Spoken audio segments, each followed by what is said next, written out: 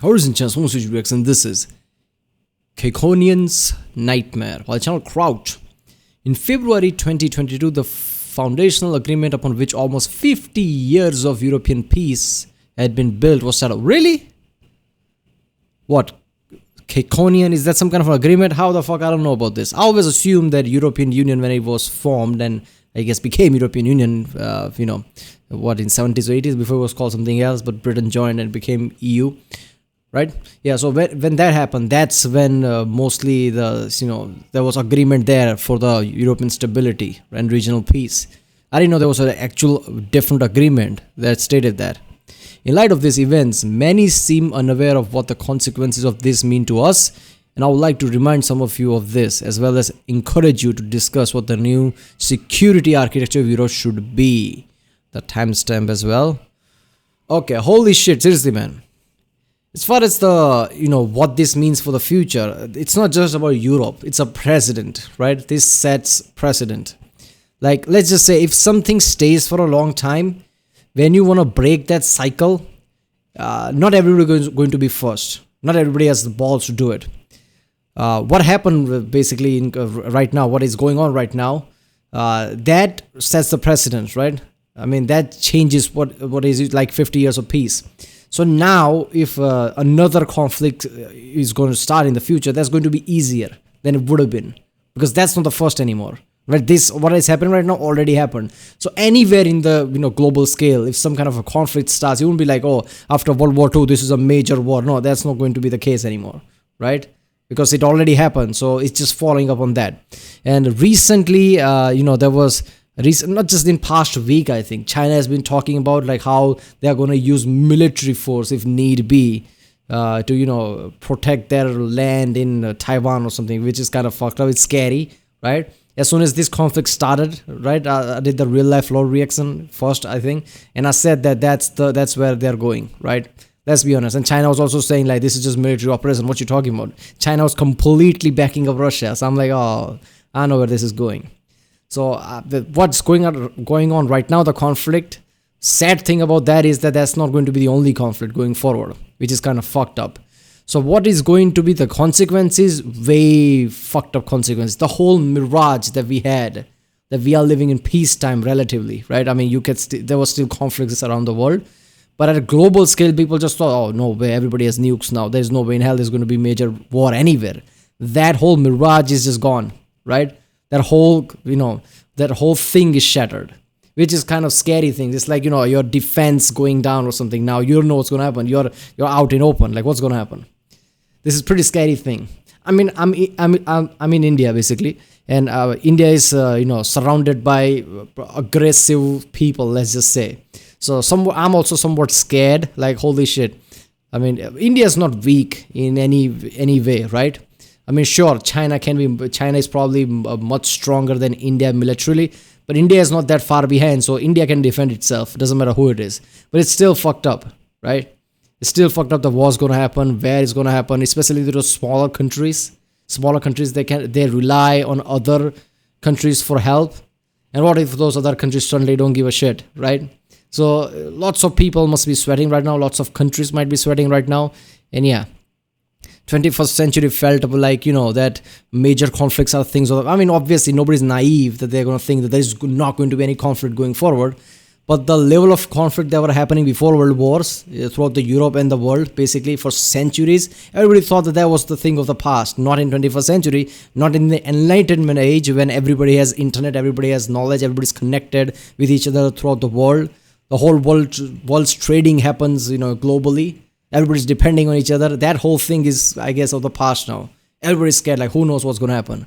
Who knows? Everybody's thinking, like, in 2030, 2040, imagine the level of technology and science we would have. But imagine if next 20, 30 years, there are just major wars all around.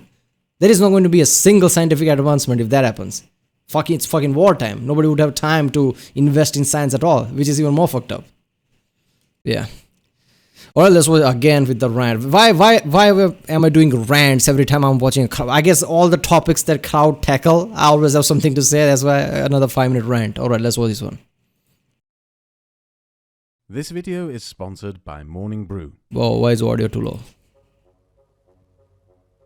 This video is a break from the normal schedule. I will still make the video on oligarchic structures using the example of medieval Hungary, but with recent events I wanted to make a video about the historic shift in Europe that we are about to encounter. This video is also sponsored by Morning Brew. Morning Brew is an email newsletter. It provides you with articles, podcasts, summaries, and more that give you a good overview of local American and global news. Ideal for if you need a quick summary of the world's events, like in the morning. Hence the name. I personally drink cold brew coffee, but the newsletter is just as well a summary for my mornings. One of the articles that interested me in particular recently was in relation to rising fertilizer prices as a consequence of the war in Ukraine and the impact it will have on global food prices. Fertilizer, rice, grain, finance and tech news, something you may like too. Inflation. Go check it out. The link is in the description. It is completely free and it only takes a few seconds to subscribe. Look, inflation doesn't everything have to do with the current events. Obviously, COVID play a part. I mean, it's brewing up slowly. And not just that, it's just how global economy is tied. People 8 years ago were predicting later 2020s there might be a recession. And now it's getting more likely that 1 in a third chance that there's going to be somewhat recession. There's going to be recession in the US, so basically it's going to be recession all around the world. Which is like, okay, we barely start to recover after COVID. Then the war happened, it's already affecting now fucking recession. Yeah, it's just weird. So why is this war so important politically to Europe? Urho Kekkonen is the short answer. He was an important figure in European politics and basically the main architect behind the modern geopolitical structure and security architecture of Europe. If you ever want to study political science with an emphasis on Europe or get a better understanding of modern European politics, remember him and read up on him. Urho Kekkonen was the longest serving president of Finland and a diplomat of legendary skill. At the height of the Cold War in 1975, Kekkonen hosted a European peace conference in Helsinki. Kekkonen had noticed that at that particular time, every European leader had personal experiences of the Second World War. That the generation who had fought and suffered the Second World War were now ruling their respective countries. At the peace conference, Kekkonen successfully invoked the horrors of that war to argue to Europe's leaders that there was a duty for them to not let such a catastrophe befall Europe again, and his appeal worked. The result... That's a perfect time, right? I mean, all the leaders basically seen the horrors of world wars. I mean, it's easier to convince them for any moving forward strategy for security. Like, doesn't matter how hard it is, we have to do this because we all know what happened in world wars. Everybody basically suffered through that. Yeah, it's much easier. And that photo, we just saw that, like, holy shit. I mean, I was still seeing the photos from Ukraine right now. And lots of towns and cities looks like that. Like, holy shit. I mean, obviously not all the news and photos and videos, make out from there, right? Only some bits of it. So when things started and I saw all those buildings and sometimes, the bombings and stuff happening and all that, I'm like, fuck me, I've seen Ukraine before. I've seen the places, towers, cities, right? Buildings. It's just like, all of them is going to be destroyed or something. I always had that feeling. And recently I saw the photos where whenever I see photos, there's always towns, cities where the buildings are destroyed. I'm like, God damn, man. In just for a few months, everything changed. That's just sad to see. Were the Helsinki Accords, a treaty by which all European countries, no matter if Western Bloc, Eastern Bloc, NATO, Warsaw Pact or neutral, agreed to respect the borders, sovereignty and territorial integrity of every other European country. These accords cemented diplomacy as the #1 foreign policy priority of each and every single European country in its foreign policy entanglements and engagements with other European countries. And this is the foundation of the modern European security architecture. When European politics is discussed, you may sometimes have heard the phrase, "in the spirit of Helsinki," which is a reference to this. Basically, after centuries in which Europeans competed in creating spheres of influence by subjecting, oppressing, and invading other Europeans, a process sometimes called the Concert of Europe, and which led to 2 catastrophic world wars, we all decided and agreed to stop. We would no longer try to force our will on others, and we would no longer attempt to create spheres of influence over our neighbors. If you wonder why you have never heard of Kekkonen despite this important accomplishment by him, that was the point. He didn't want to become famous or win a Nobel Peace Prize. Kekkonen genuinely wanted to create a political framework and diplomatic foundation for a lasting peace in Europe. And with that in mind, he decided... Damn. Alright, so first of all, they wanted to create a world where people don't force their will on others.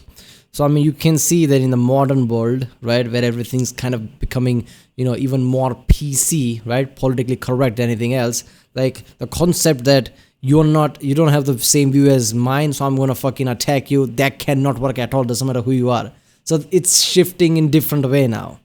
Like, point blank denying things and point blank, using diversion as the point. Like, what is the reason you're invading? Nobody's gonna say that. Yeah, they're gonna nitpick, find some other issue. Like, that's the reason I'm invading. My goals are noble. This is fucked up, right? It feels like in past few years, we are entering the age where people can just put out any excuse, right, for doing certain actions and just feel justified. So they can just divert all that blame that would come their way globally, at least for a certain time, right? Like I don't know what the actual reason was, but in the current conflict, it's like, I'm trying to defend my own native people or something, and then special military operation. That was the point given, right? Who knows what's going to happen with the China and Taiwan conflict? What reason is going to be given there, right? But yeah, going forward, anytime there's a conflict, somebody will give some reason, so nobody can just point finger like you're doing this because this is your goal. No, I said I'm doing it because of this, and they can just divert the issue for years before directly accepting blame, right? Yeah, this shit started, I think, with Trump, right? Like how in that organization, Trump used to say one thing here, and a week later they just point blank denied it. Like, I didn't say that. What you talking about? But yeah, you were on the fucking TV. No, I didn't say that. So they just point blank just saying like, no, this is not the reason. This is the reason. Just moving on from that. Oh, fake news. That's just rising. To do 99% of the work and take none of the credit. So everyone else could take credit for this peace agreement and thereby make it more likely to last and seem organic. The Helsinki Accords made a European war between nations impossible as long as all European nations abided by its principles. And that all nations of Europe have for almost 50 years. It became a foundation of European politics, and it set standards that European countries applied on themselves but also abroad. A majority of European countries apply the principles of the Helsinki Accords in their foreign policy. It is, for example, a reason why so many European countries oppose the American blockade of Cuba, and why so many European countries refuse to join the 2003 American invasion of Iraq. The Americans, in particular the Republican Party, came to heavily dislike this agreement. Rumsfeld infamously referred to it, disparagingly, as Old Europe when France and Germany refused to join the war in Iraq. But it has also been a legitimate impediment to security in at least one occasion. It is the reason why the Europeans didn't intervene against Serbia to stop the Bosnian genocide until it was too late. Over the decades, this security architecture had a decisive impact on Europe. It furthered the creation of the European Union, it furthered substantial cooperation in economy, education and culture between European nations. Starting in the 1970s, it resulted in a substantial disarmament of many European militaries because we all believed that war between European countries would no longer happen. It cemented neutral countries, in particular Sweden, Finland, Austria and Ireland, as Europe's peacemakers. We also tacitly agreed that Europe would not become a superpower in pursuit of global geopolitical power, something the French and British very disliked. We also decided that Eastern Bloc countries inherited this agreement after the end of communism, and it enshrined an idea of furthering economic codependence as a mechanism of ensuring peace. Meaning, if we all open our markets to each other and become economically dependent upon each other, war would be far less likely. In short, We spent the last 50 years in Europe under a mutually agreed upon peace. A peace we continuously worked on to expand and secure. A peace that figures from Brezhnev to Kohl to Mitterrand to Gorbachev to Thatcher to Yeltsin to Walesa to Havel to Schröder to Chirac to Erdogan to Kaczynski to Merkel to Sarkozy and Co. all agreed upon throughout 4 generations of European politics. And in February 2022, Putin took that agreement and tore it to shreds. If you are someone who thinks Putin had some supposedly legitimate reason to invade Ukraine, you can go ahead and formalize whatever rationalization you want. In the end, it doesn't matter. Whatever excuses for Putin that you may craft together, whatever rhetorical device you can come up with to blame NATO, the European Union, the Americans, the Ukrainians, or whoever else, it is all completely irrelevant. The one and only thing that matters to everyone here in Europe is that Putin destroyed the spirit of Helsinki. Urho Kekkonen's peace is over. This is what makes this moment so grave, unprecedented, and dangerous. We here in Europe are in uncharted territory. See, that's the fucking thing, right? I mean, everybody will have some... Look, I've said this in the past, and as a philosophical topic, you can understand that, like, whenever something is complex, I've said this in the past, both sides will have certain points. Obviously, one side will have much wronger points than the other one, but both sides will have some points. Now, what the problem is that people always pick and choose those points to, show that how their side is right. Even though collectively it's pretty fucking clear who's right and who's wrong, right? So you can't come out and say, okay, this was this reason, right? This is the reason. It's not all, Russia's fault, Putin's fault, because this was the reason, right? It was NATO's fault. NATO pushed him a bit too much. NATO pushed him over the edge. Fine. It's all of them, sure. All of them may be right. But the point in the end is this. He destroyed this peace agreement. He destroyed the peace that lasted 50 years. He openly declared war, right? I mean, it's like, doesn't matter what the points are. All the points are at side, because the main point is that he declared war, right? Rather than going through diplomatic channel or doing something diplomatically. That's the point here, right? I mean, I'm not going to sit here and debate whose side is much stronger, who's wrong, who's right, and all that crap. I'm sure as soon as I say that, comments is just going to go crazy. But the point is, he destroyed this Kekkonen's agreement, like he said. He destroyed the peace. He started the war. That's the problem here. I mean, this cannot be disputed. This is not black and white. This is the point blank. He started the first major European war since World War II. I mean, come on. I mean, like I said, you can always have points, right? There was a Greek philosopher, right? It was Greek. Yeah, I'm pretty sure it was a Greek philosopher. I forget his name. His whole thing was, he was so smart. His whole thing was just arguing somebody opposing of their view is, right? So somebody has certain view. All he's going to do is oppose him, right? Because he liked that, right? He liked basically screwing with people like that. And he was so good at basically arguing that regardless of what topic it is, he will always win in his argument, right? Because you can always give argument. You can always have certain points that you can use to show somebody like they are wrong. But collectively, you have to see who's right, who's wrong. The foundational agreement we all had to ensure peace in Europe is now dead. And in the coming years, we are going to find out what we will replace them with. And since we in Europe are democracies with systems of public accountability, the onus is also on you, my fellow Europeans, who make up 55% of my audience, to debate, shape, and vote on what you would prefer the new security structure of Europe to look like. Now, this of course does not mean that peace between European nations is dead and large European wars are imminent. What it means is that the agreements we had to ensure peace in Europe need to be re-evaluated, renegotiated, and newly defined. And will it happen though?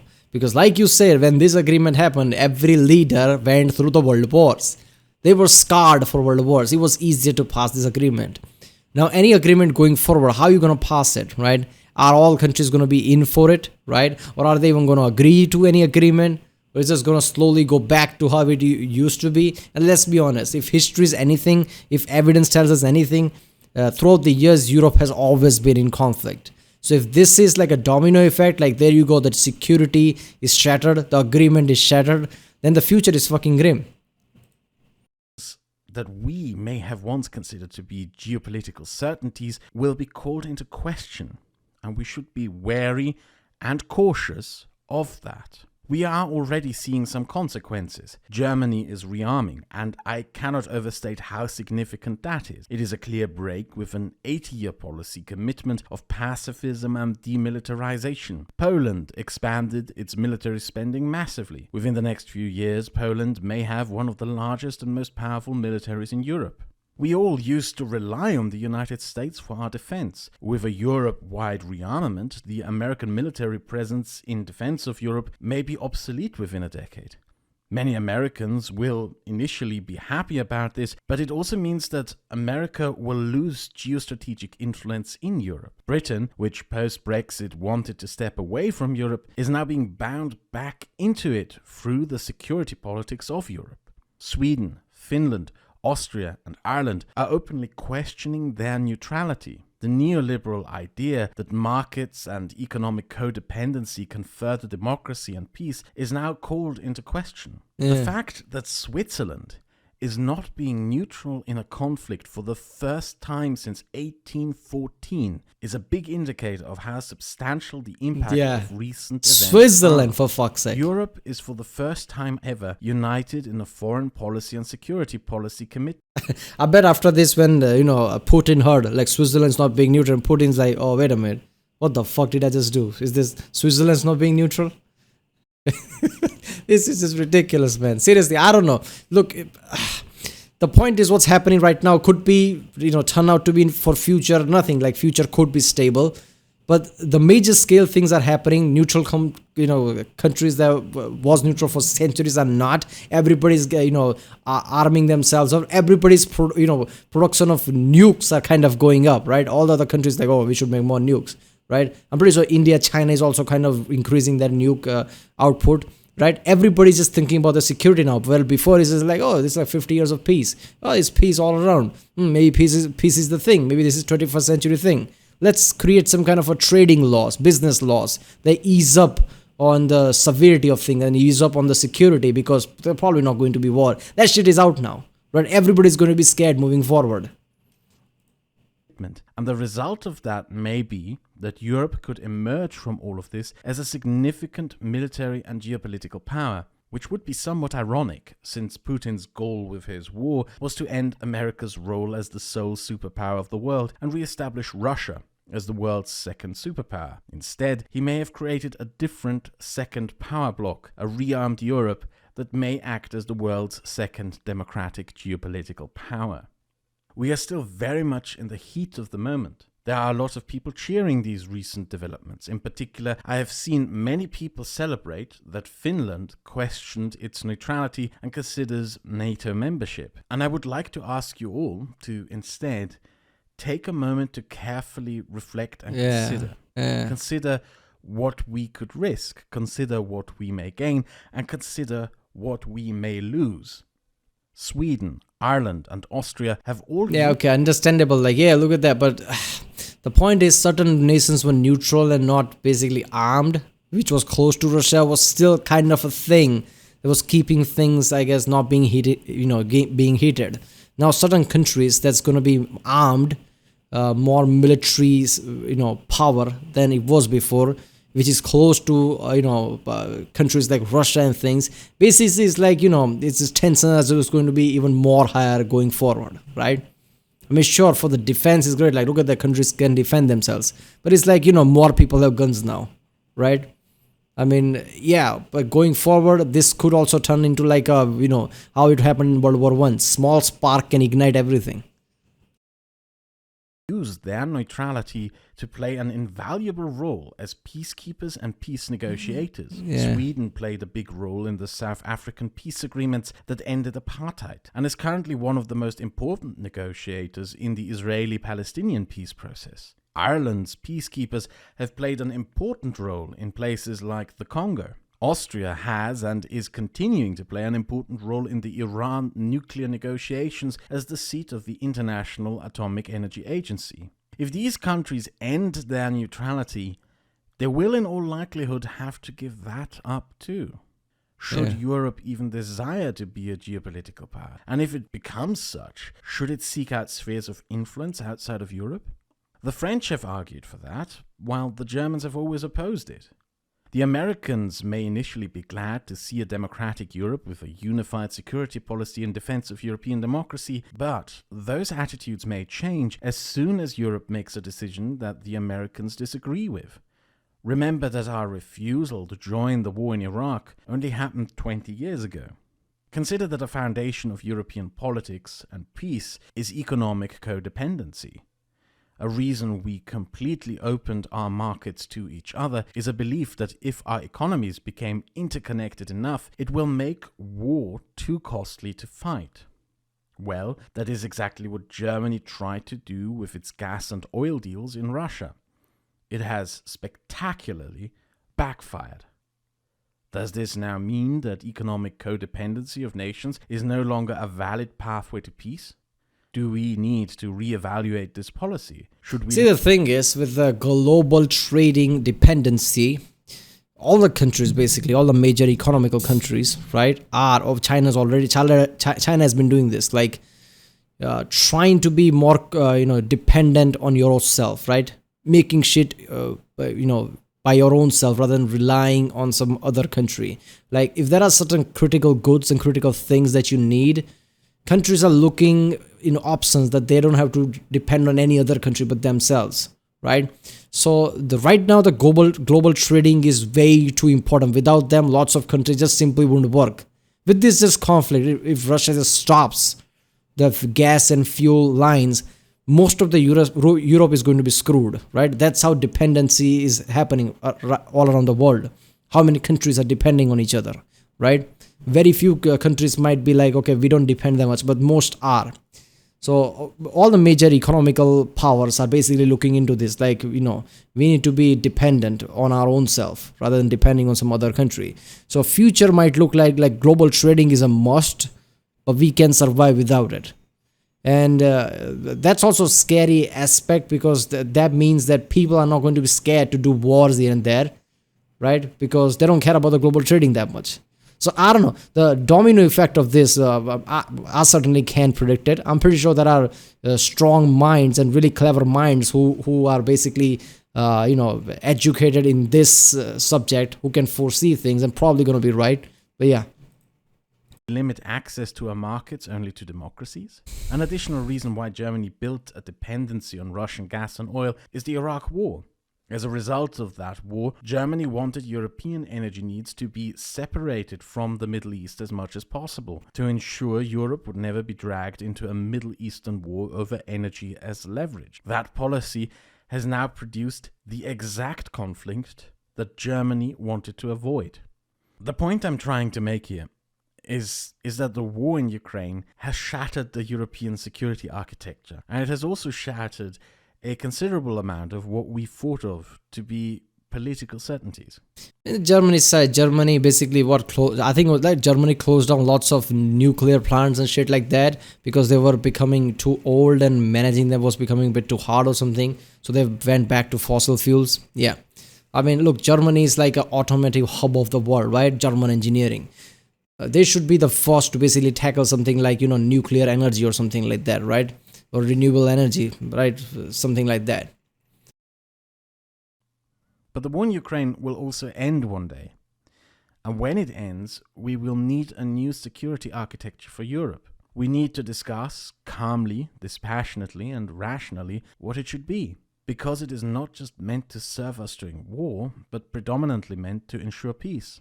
We are going to need a new Kekkonen and a new spirit of Helsinki. A new foundation upon which to build and guarantee lasting peace in Europe.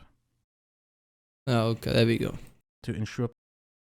Or will there be another agreement? That's what I'm saying, right? The time when this agreement happened, obviously Kekkonens, was a really smart guy, like he said. when it comes to politics. He probably saw that all the global leaders went through the world war. This is the best time to do this. But is that going to work now? Who the fuck knows? I mean, obviously, current conflict is hurting a lot of people, but then, the current conflict is not directly hurting most countries, right? So are they going to be, yeah. So I don't know. And as far as the current conflict, yes, it will end one day, but how is it going to end? Is that going to be just like, oh, this is the end point? Or is that going to just, slowly slow down, but never truly end? And there's still going to be some conflict. I mean, there are way too many questions here. But yeah. Kekkonens Nightmare. So basically, this is like, 50 years security that got broken. That's what the Kekkonens, agreement was, the security. I didn't know this guy existed. I didn't know there was something like a Helsinki agreement, but alright. Finally found something significant that I didn't know about. Kraut is a great channel. I've never seen anybody talk about this agreement before in any channel. Yeah. Alright, well, if you like my reaction, don't forget to like, subscribe. And yeah, I'll see you next time.